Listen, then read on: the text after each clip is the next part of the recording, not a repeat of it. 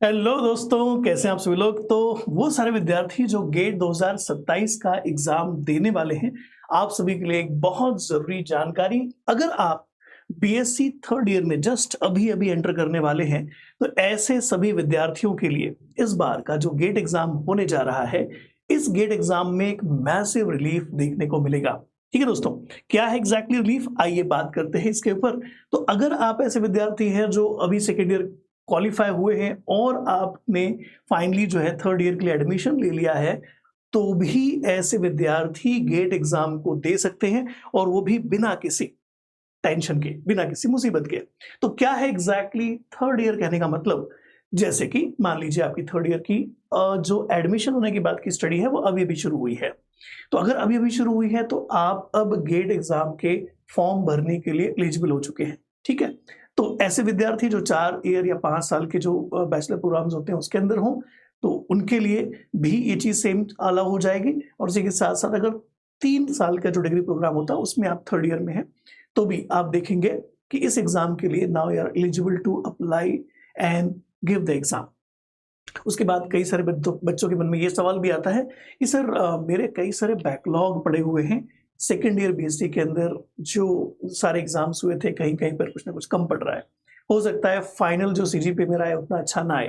तो आपकी टेंशन भी खत्म हो चुकी है, क्योंकि बैकलॉग हो कोई दिक्कत नहीं, आपका सीजीपीए ओवरऑल फाइनली कम निकल करके आएगा, कोई दिक्कत नहीं। ऐसी कोई स्पेसिफिक रिक्वायरमेंट, ऐसी कोई स्पेसिफिक डिमांड नहीं है आईआईटी वालों की इस एग्जाम के लिए। तो आप बड़े आराम से जो भी सिटी में है, you can freely go for the application process and you can go for the exam as well। ठीक है दोस्तों, अब फायदे क्या है, क्यों किसी भी स्टूडेंट को थर्ड ईयर के शुरुआत में ही एग्जाम के फॉर्म भर करके आपको एग्जाम दे देना चाहिए, है ना। इंतजार मत करिए कि यार लास्ट में एकेडमिक ईयर खत्म हो जाएगा या मैं क्वालिफाई हो जाऊंगा उसके बाद दूंगा। फायदा ये हो जाता है कि एज अ बिगिनर स्टूडेंट अगर आप इस एग्जाम की प्रिपरेशन शुरू कर देते हो, तो आपके ऊपर कोई प्रेशर नहीं है, कोई टेंशन नहीं है, कोई भी ऐसा सिचुएशन नहीं है जो आपको साइड ट्रैक करे या डीमोटिवेट करे। लेकिन वहीं पर अगर आप फाइनल ईयर में पहुंच गए हैं और फाइनल ईयर के लास्ट का टाइम आ चुका है, लास्ट का टाइम, और उसके बाद आप एग्जाम देने के चक्कर में हैं, तो याद रखिए हो सकता है कि फाइनल ईयर में पहुंचने पर, स्पेशली जो 4 साल 5 साल के ग्रेजुएशन प्रोग्राम में है, फिर हम एग्जाम देंगे, तो इसमें दिक्कत ये हो जाती है कि अब तो आपको बहुत सारी चीजें करनी है। बहुत सारी चीजें मतलब क्या क्या करनी है, प्लेसमेंट कहाँ पर होगा इसको लेकर के तैयारी करनी होगी, आपके जो एग्जाम शेड्यूल्स है वो आसपास में होंगे, इसी के साथ साथ और भी बहुत सारी चीजें जो आपको उस समय तक करनी होती हैं। तो अगर आप थर्ड ईयर में ही, शुरुआत में ही इस एग्जाम की प्रिपरेशन शुरू कर देते हैं, थर्ड ईयर कंप्लीट होते होते एग्जाम दे लेते हैं, तो now you will be in a most relief state, है ना, सबसे बढ़िया स्थिति में आप पहुंच जाते हो दोस्तों। उसके अलावा एक और अच्छी बात यह है कि मान लीजिए आपने थर्ड ईयर में एग्जाम के लिए अप्लाई किया, अप्लाई करके आपने प्रिपरेशन भी किया, क्वालिफाई कर लिया, तो ये जो सर्टिफिकेट है, ये सर्टिफिकेट 3 साल के लिए वैलिड होता है। तो 2027 के मान लीजिए स्टार्टिंग में आपने प्रिपरेशन शुरू की, आपने 28 में जो है या 27 का चलिए एग्जाम आपने क्वालिफाई कर लिया, तो अब आपके पास 3 साल की वैलिडिटी है। मतलब जैसे आप आपके फाइनल ईयर के एग्जाम क्वालिफाई करके बाहर आओगे, आप एलिजिबल हैं किसी भी यूनिवर्सिटी के अंदर, सेंट्रल यूनिवर्सिटी के अंदर या फिर नेशनल इंस्टीट्यूशंस के अंदर आपके फर्दर हायर स्टडीज के एडमिशंस के लिए, because you have qualified your GATE exam. ठीक है, तो अच्छी बात यह भी है कि हमें एलिजिबिलिटी का फायदा तो मिल ही रहा है, उसी के साथ साथ ये जो ड्यूरेशन है वैलिडिटी की, ये भी हमारे लिए काम की हो जाएगी।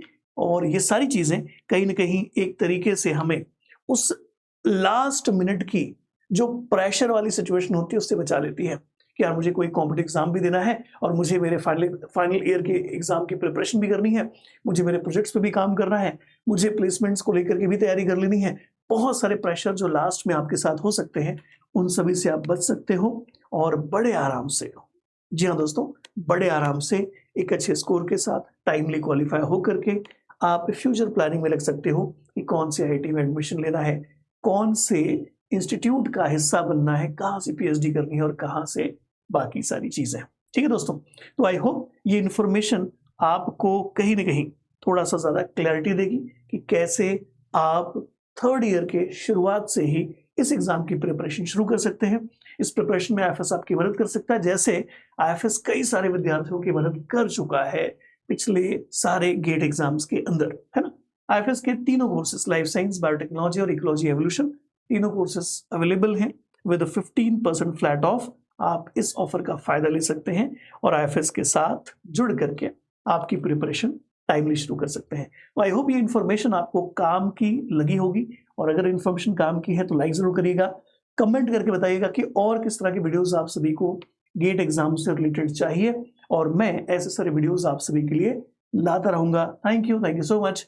Happy learning to everyone. मिलते हैं किसी और वीडियो के अंदर किसी और जानकारी के साथ। अभी के लिए बहुत बहुत धन्यवाद।